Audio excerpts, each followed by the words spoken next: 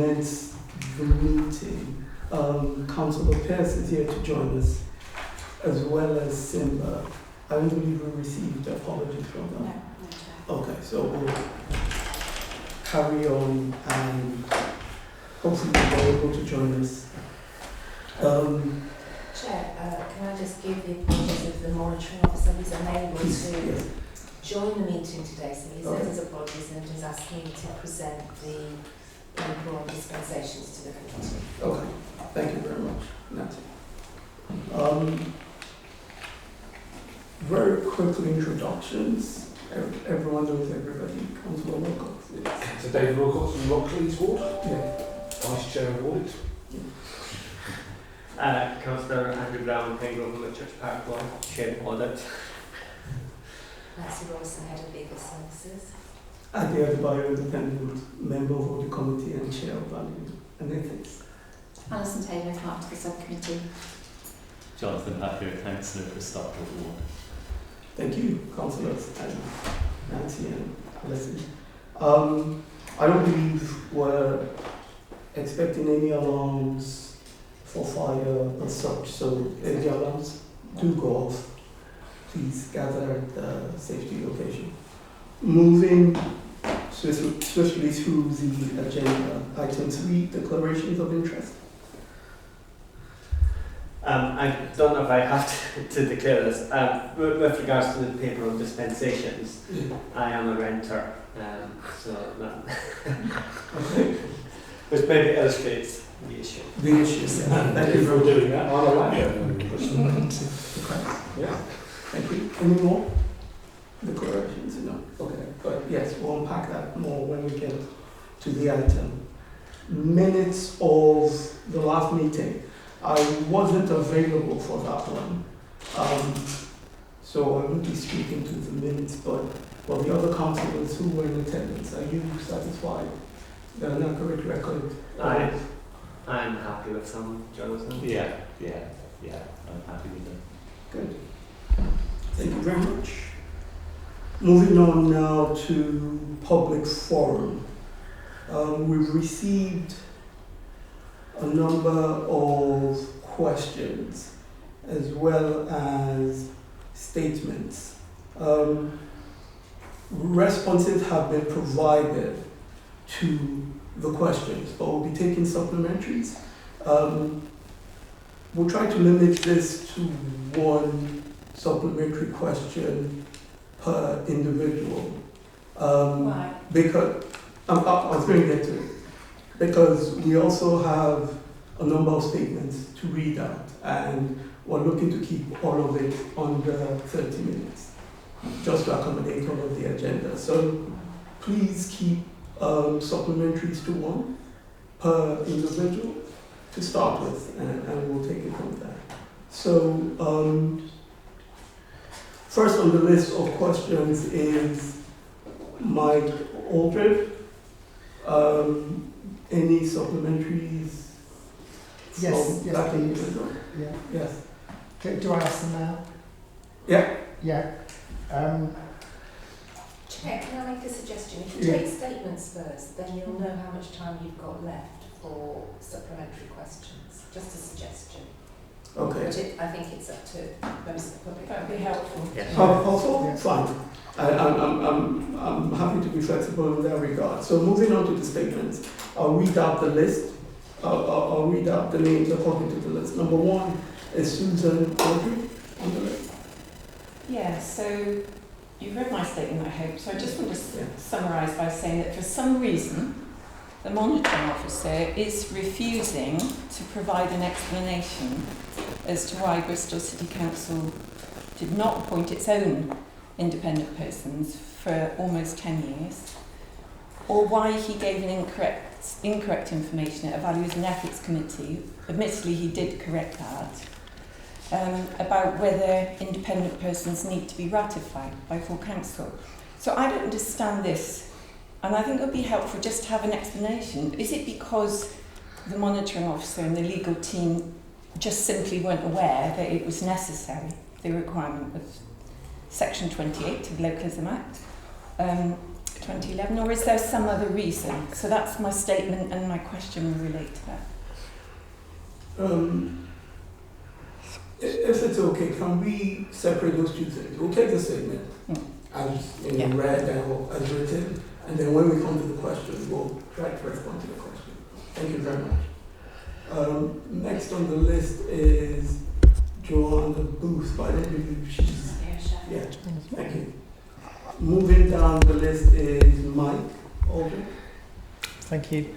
I want to say what someone more intelligent than me, and probably more intelligent than anyone else here, has said, which is sunlight is the best disinfectant.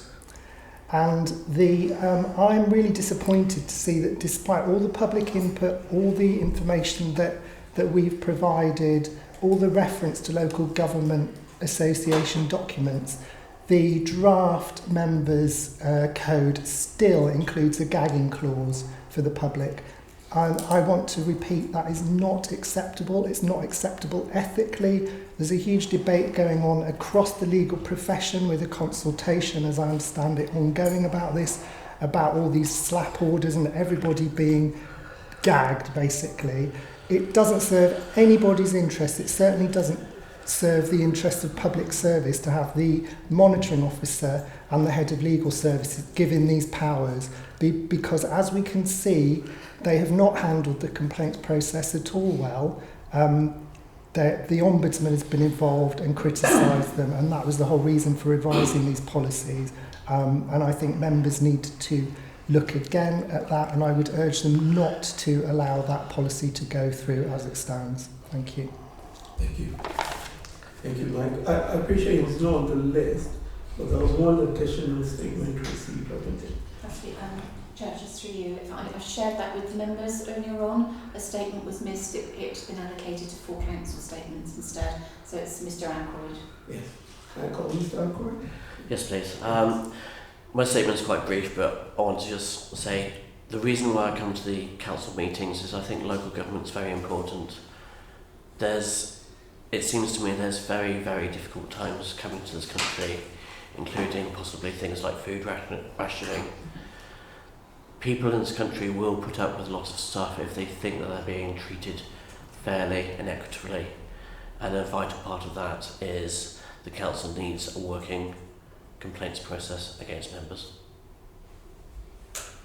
Thank you. Thank you very much. Thank you again for all the statements. We've taken note of those. We'll go back to the questions now. And I appreciate I called on Mike Aldrin before to ask his question. You hadn't come to it. Would we allow Susan to go? Because you had combined them meetings. So if you would ask that question again, you had, and then we'll try to answer. Well, yes, please. And I suppose in a way it's for the head of legal services, because the monitoring officer isn't here again to answer questions. Was it a mistake? Was it that legal services just didn't know? Which could be a genuine mistake. This whole issue about why it was said that independent persons didn't need to be ratified by the council, and why we've been going to other local authorities instead. Okay. So I'll allow Nancy to answer that. But please, it's important we highlight that for any of the questions raised, responses aren't able to be provided immediately. We'll be coming back to you with written responses. It really should be immediate. It's not a mystery. We've been talking about this for about 6 months now. Yeah. So I'd appreciate immediate, simple, straightforward. Yes, we messed up, or we didn't. We did it for a particular reason.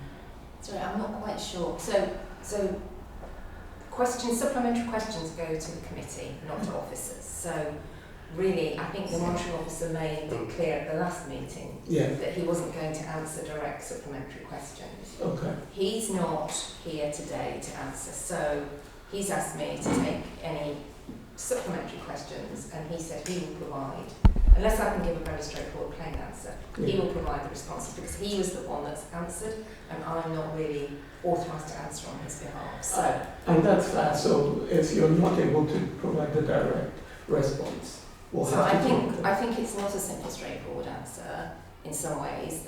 I think he has answered the question, and I think what I think you're saying is there's two things here, as I understood it. One was that why legal services or the monitoring officer haven't thought to appoint an independent person for the last 10 years. That's one thing. Yes, is that right? And then the other issue was, well, even if, so the thinking about why an independent person wasn't appointed at all.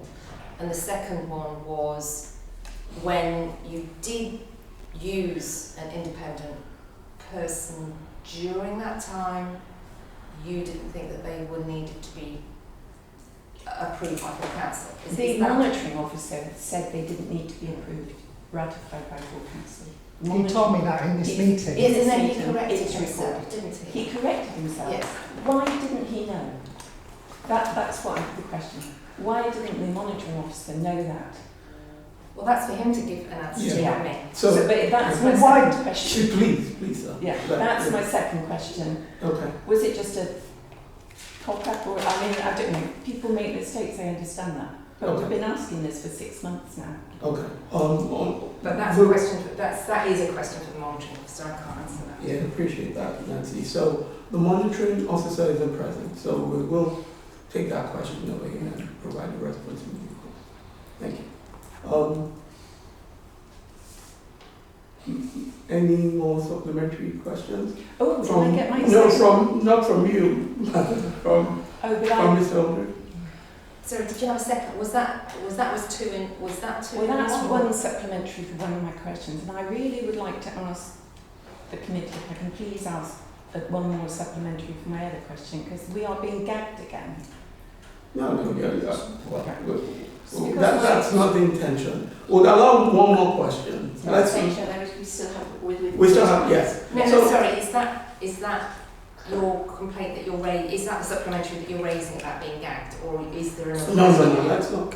I'm trying to help. No. I'm trying to help. Well, the papers, you have the papers in front of you. So my second question. Yes, let's go. Now, I have shown clear evidence that the two deputy mayors have not completed their registers of interest properly. Okay. It's very clear. I've asked questions about what happens when it's very clear that's happened. They haven't recorded externally funded travel and hospitality. What's the process then? Now that the legal department and all of you know that that's not been done correctly, do you just all shrug your shoulders and say it doesn't matter really, you don't need to bother? Or will they be asked to complete their registers of interest? Okay, so we will take that question away and come back to you. Is that another one for the monitoring officer? I think it was a question for the committee. Yeah. And for the monitoring officer. Yeah. It's a question, but also we have a legal person here. So this is silly, it's like yes, minister. So we will take the question away for the monitoring officer. Can I be clear? Is the legal person here unable to answer that question today? Sorry. Let me finish the statement I was trying to make before I was interrupted. We will take the question away for the monitoring officer. What I'll do is open the question to the other members of committee if they have a view and the response they want to provide, just to allow other people in the room provide a response to that.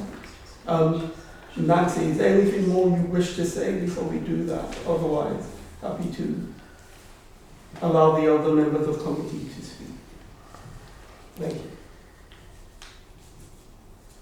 Or we can come back to you. Can you come back to me, Chair? Yeah, no problem.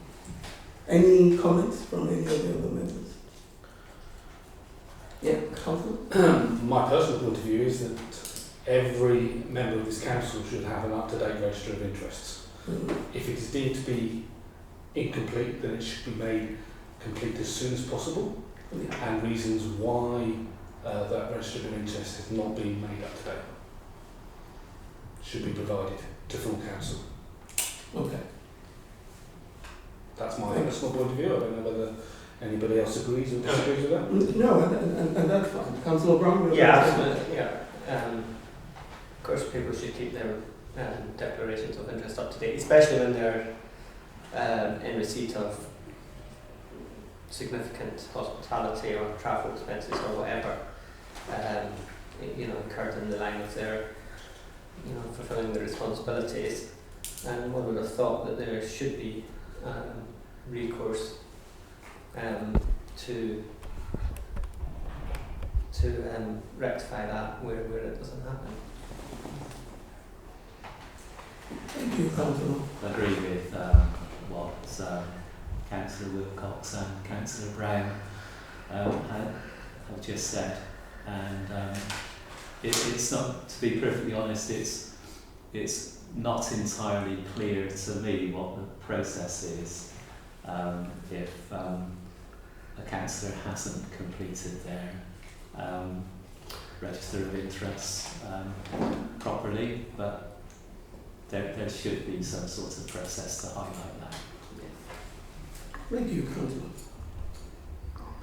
Nancy, do you have any comments? So I can't, in terms of the information that's been given, specifically in relation to the two deputy mayors, we'd have to look into whether that was, whether they should have done that or not. I don't know, I haven't looked into that. But if they are, it's part of their code of conduct to disclose, and if they haven't, then the register would need to be rectified. They would have to be requested to rectify the register, and then if there was then a complaint could be made against them in terms of the members, breach of the members' code of conduct. Thank you. If indeed it was, but so I couldn't comment Yes, we'll on have that. to look on. So given that a member of the public has made such a complaint, has that process already started? I haven't received, as far as I'm aware, we haven't received a formal complaint under the I process. thought Suzanne had made Do I one. have to now make a formal complaint? I've just given Well, that's what I'm saying. It would be when I make formal complaints, they're ignored. well, There- all complaints that are made about under the members' code of, under the procedure are investigated, or not sorry, investigated, are looked into. So if you do make a complaint, if the member of the public does make a complaint, it will be looked into. But as the members of the committee have stated, yes, it is the responsibility of those councillors to keep the record up to date. And now that this has been raised, it will be picked up in due course. The monitoring officer again isn't in the room, but it will be brought to his attention. I will take that forward. Can I just clarify, if I don't send you an email with this information, it won't be looked into now? Do I need to email you and say I'm making a formal If complaint? you make a formal complaint, then we will take it through the procedure. So the fact that I've come here and given you all this evidence doesn't count for anything? No, there is a formal process. There's a process that needs to be followed. If you simply say you are making a complaint under the member under the procedure that we've got, that members are going to be considering, the new procedure that members are going to be considering today, then it will be looked into as a complaint. This isn't made as a complaint. It's a question. Thank you. Thank you very much. So just so that we could allow other questions. Any other questions? Yes. Yes, well, I made a complaint and it took nearly 6 months to deal with it, and then I was rejected on the grounds of being politically motivated. This is for people who haven't been here before, by an independent person who was actually appointed unlawfully by Nancy Wilson and Tim O'Gara. So Nancy, my question to you, as you're here, to the chair, okay. I'd like to ask you. Nancy was directly involved in appointing independent persons. She wrote to me to say as much. She said, I'm struggling to appoint an independent person. When she appointed that independent person, they were one of the people that were appointed unlawfully because they didn't meet the requirements of Section 28, as Suzanne's just said. So why did Nancy go ahead and make that appointment? Because she didn't actually meet the requirements of the law. Did she not understand the law? Was she not aware of the legislation? Or what was her thought process when she appointed that person? Yes. Nancy, are you able? So I think this is the nature of a complaint against me, Mr. Audrey. Mm. I'm not prepared to answer a complaint against me in this forum. Thank you. Yeah. Thank you, Nancy. Any more questions? We'll take one more. I just had a query. Are the independent members subject to the members' complaints process? They're independent members. Are they, perhaps someone would be able to clarify that for me? So independent members of the council, like Mr. Adebayo, are they subject to the members' complaints process? Nancy, are you able to answer that, or we'll come back with a I'll come back with that. Okay, we'll come back with a written response to your question. Thank you. Thank you. I would like to make a very short addition to my statement based on what's just come out. Addition to your statement, not a question, just so we clarify. Yeah. I have made an official complaint against the monitoring officer Okay.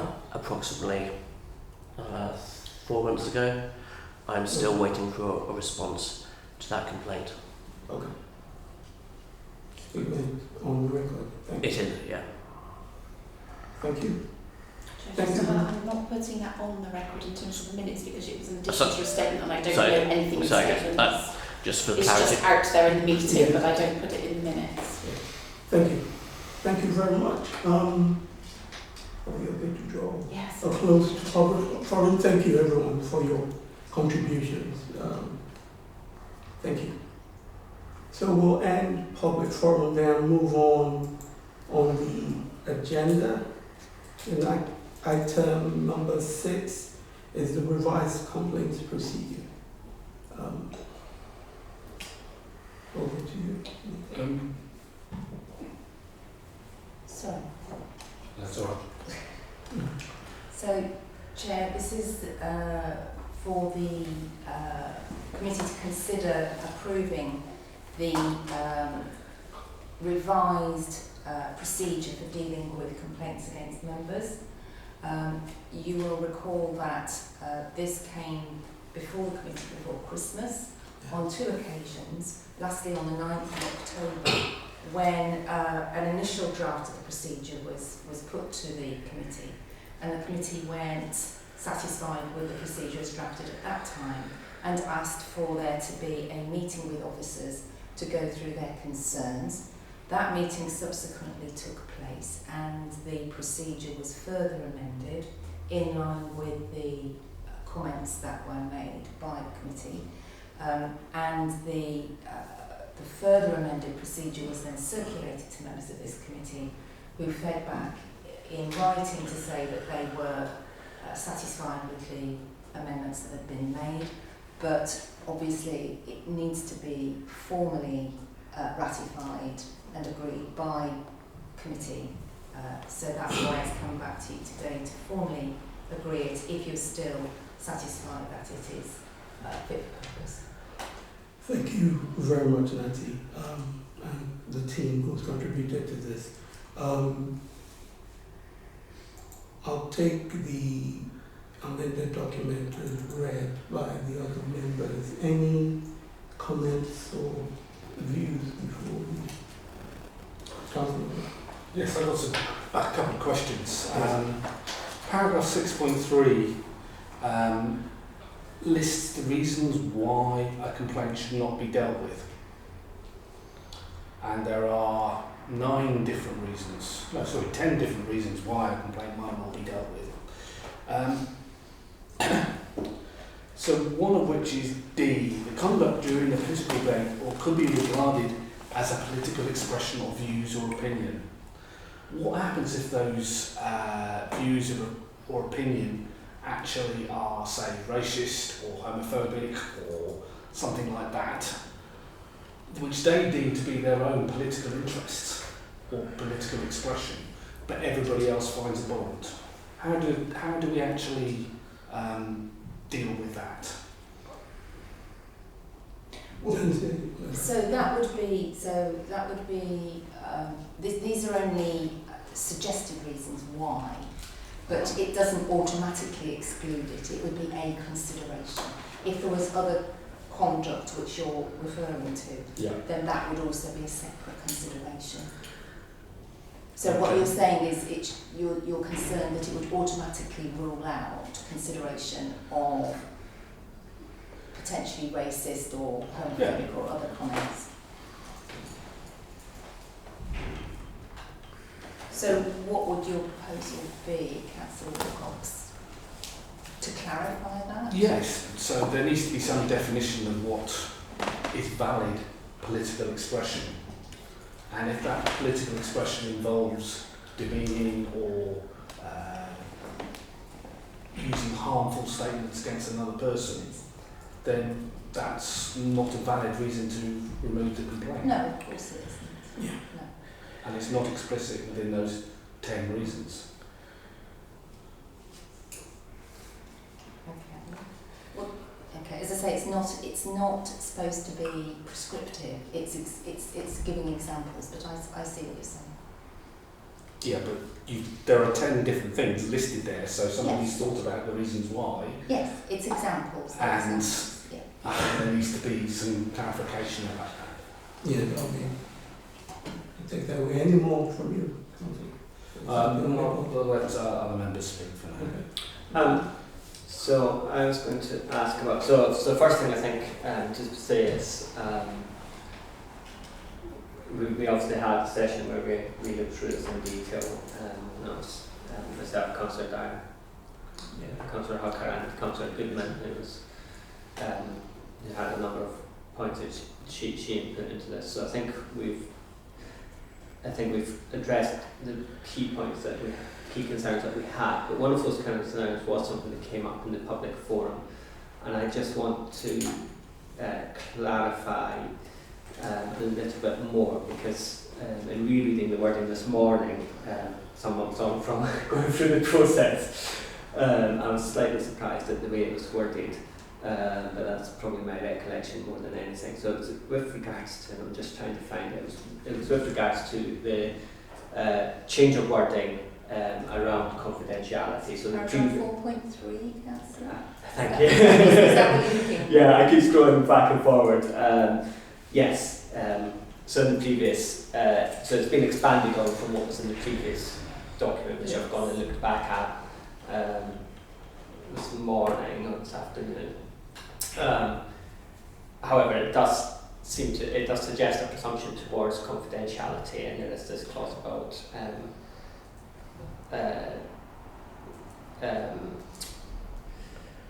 getting the agreement of the monitoring officer. So can you clarify from the point of view of a complainant what the situation is? Because obviously they're not bound by the Manual Code of Conduct. No. They can't be bound by the confidentiality. This is wording lifted from the LGA, is that right?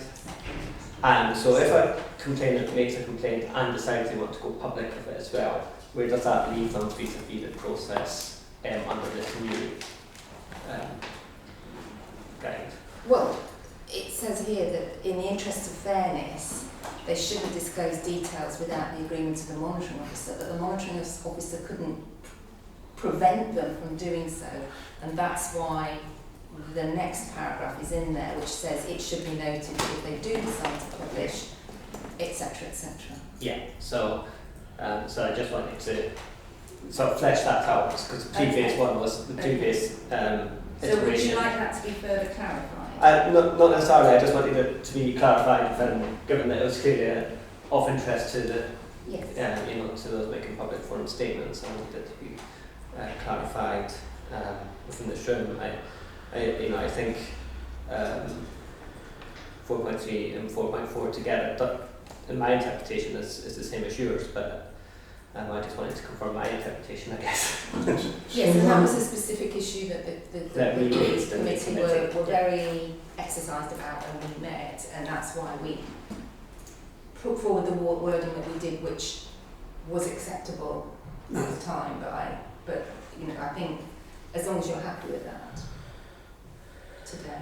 Yeah, I was going to say something, but I saw Councillor Walker's hand. So there might need to be a 4.5 on this section, because there have been in recent times where a councillor has publicised the fact that a complaint has been made and made those details public in full council.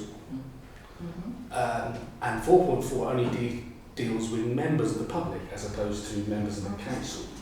So I think we need to have something more explicit there about what the process is if a councillor chooses to make that complaint public, and what the situation is there.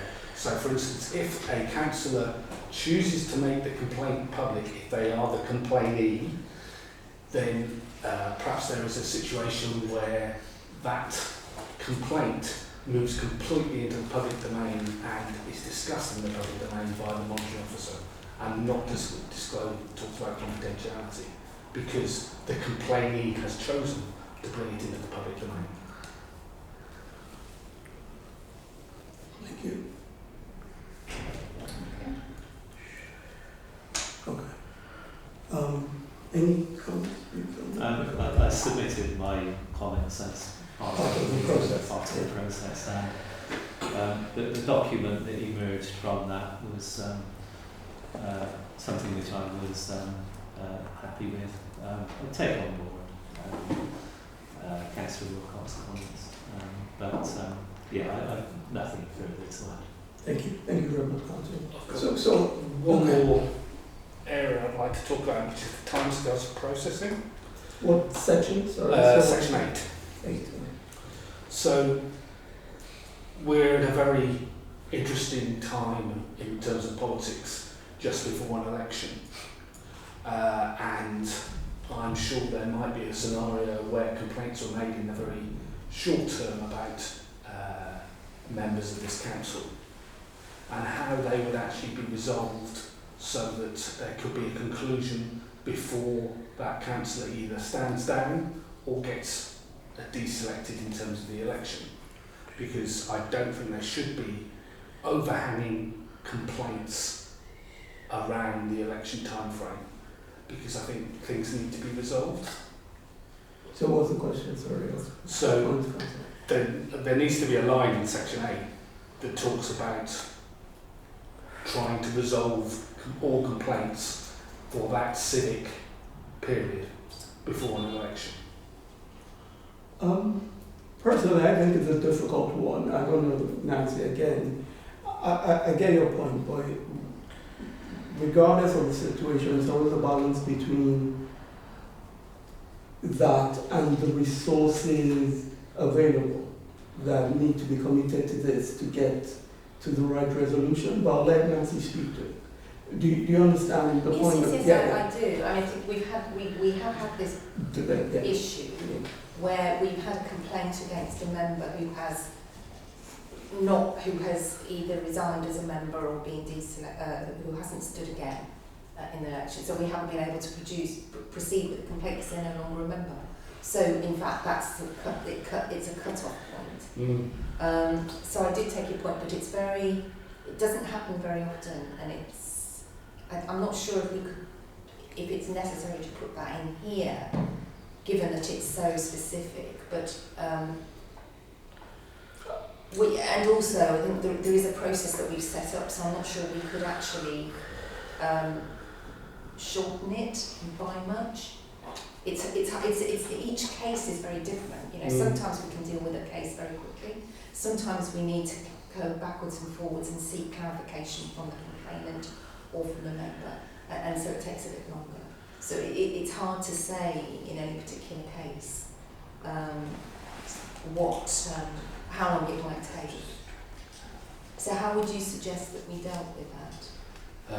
I think there needs to be some sort of escalation process and prioritisation of complaints at that time, because don't want members to be able to think they can speak with impunity and get away with things just because there's not time to actually process a complaint.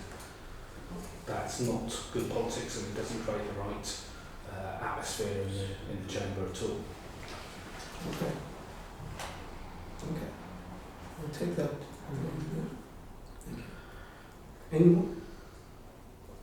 No, I think No. that'll do for now. Cheers.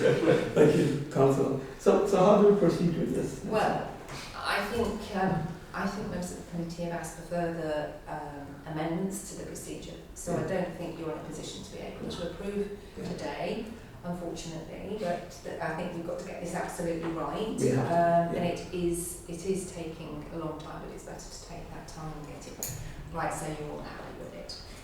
So I will. Can I suggest that I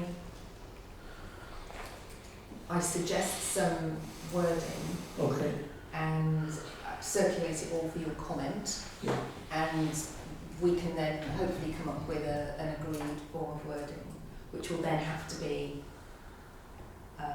agreed. Now, normally you could agree to do this in writing, but given the public interest in this, I'm going to suggest that you actually need to give members of the public an opportunity to comment further. And that's fine. I think it's the right thing to do.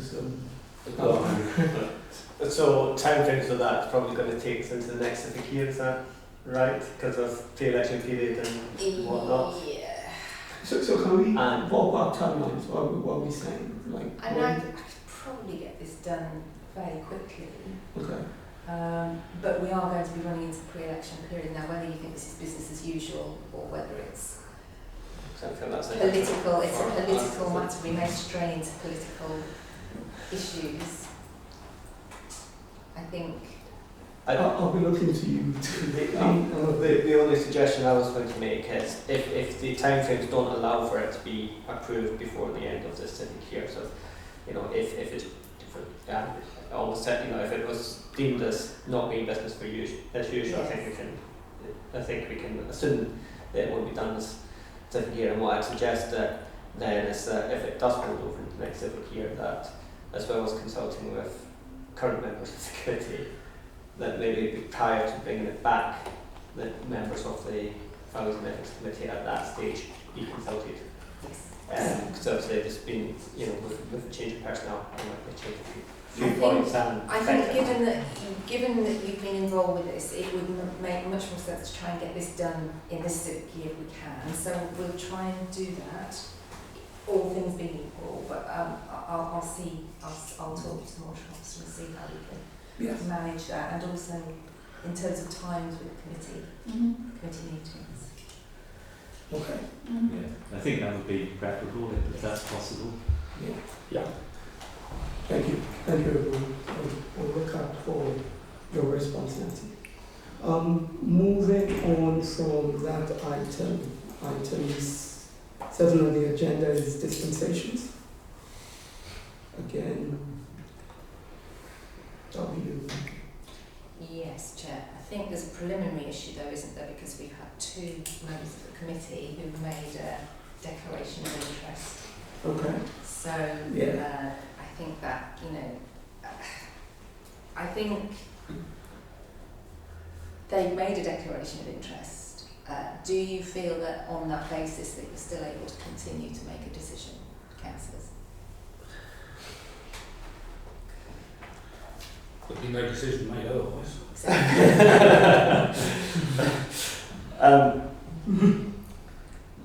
Yes, and as far as I don't think that affects the way I was inclined to view this paper. Councillor Wilcox? I'm happy to proceed. I think on balance, I think that's the right decision to take. So presenting this report, this is a report that is specific to a meeting to be held tomorrow at the full council, and specific to a particular issue or a particular matter to be considered by full council, which is the Living Rent Commission report. And the monitoring officer is asking this committee to make dispensations as set out in the report on the basis that if a dispensation weren't made, that it would prevent a balanced consideration of all the issues to be being put forward to full council. So it's a question for you to decide whether you think in those circumstances a dispensation is appropriate. It is not a blanket dispensation in that it is limited to a specific meeting and to a specific report to that meeting, and it would only be for the purposes of that meeting, not for the for any other meetings. Although I do take the point that we're at the end of the civic year. Yeah. So that's a matter for you to decide whether it is appropriate. In terms of transparency, we are suggesting that the way that this is dealt with at full council would be for the Lord Mayor to ask before the matter is taken if there were any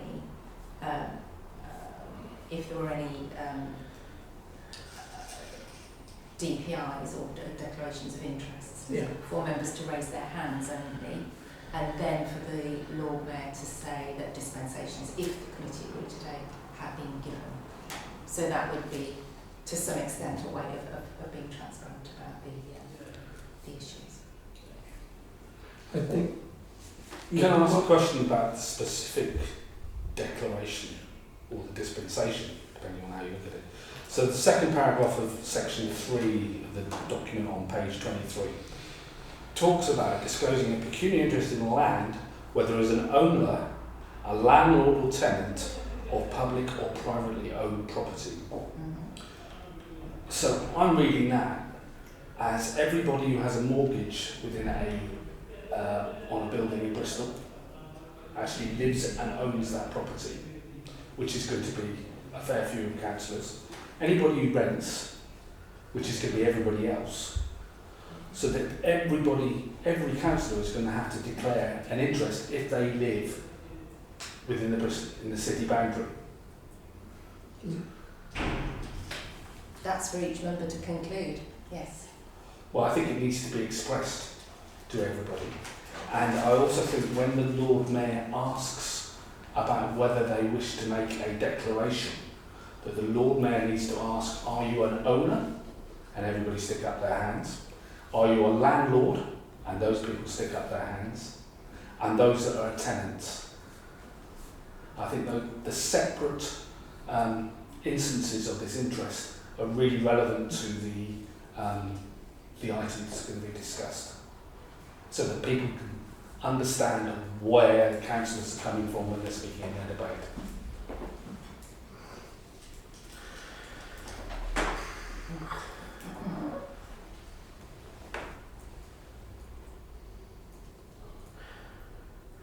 Thank you, Councillor. I've made a note of that. Do the rest of the members agree with that? Yeah, I do. So to be honest, I'm surprised that so I initially thought that the dispensation was for landlords and tenants. Which is why I was surprised that you didn't declare a declaration. But having had that clarified, I'm an owner, and I would have thought that virtually any councillor would fit into one of these three categories. I'm sorry, I thought you were done. I'll let you finish, and then I think there's an important distinction we need to make as part of conversation. So we've said to go into the detail of sort of the narrative and certain content. So is it a given then that everybody is happy to proceed with the dispensation? The conversation we're having now is regarding the detail and how it's presented tomorrow. Yes. I think it's just as a point of clarification, it's important we document that. Yeah, I mean, the last time we had a debate on these matters, yes. The Chamber was significantly emptied. I think so a number of these different considerations that are listed applied, i.e. there was a significant impact on the number of members in the chamber, it would have affected the proportionality of those members there. I know 60% of my group had to leave the chamber that time. Yeah. So I think, you know, in order to have a full debate on the issues, that draws on the experience of people with relevant, draws on relevant experience within the chamber. I think the dispensation is required, as long as, but I would caveat it along the lines of what David suggested, which is that, you know, if that there is some form of indication as to why people are, you know, under which category people are claiming a dispensation, so to speak. Okay. Usually somebody declared a dispensation under Rule 3. Well, there will be potentially people who will be in one category. I think that when previously we granted a dispensation when such a matter was debated for the council, the dispensation was for landlords and tenants. Yeah. And which was mad. Well, I don't see that it's somebody who's an owner but not a landlord or a tenant has a pecuniary interest in this matter. That's the way this has been phrased. Yeah. So I believe that a dispensation should be granted. In terms of how the individual councillors are identified as to into which of those categories they fall. I don't have a fixed view, but I suppose that there's some mechanism would need to be put in place in order to bring that about. And nobody leaves the chamber. Yeah. Are you happy with that, Nancy? Yes, I'll make sure that those that's relayed to the Lord Mayor and the party group leaders at the meeting tomorrow, and make sure the monitoring officer is aware, so that this can be clarified and the process can be put in place. Cool. But I need, and we will, Alison, can we notify members that a dispensation has been made today? So that we do that. Cool. Any more comments, thoughts on the point? No. Thank you. That brings us to the end of that item and the end of the meeting. Thank you very much, everybody. See you again soon. Yes, sooner than you thought.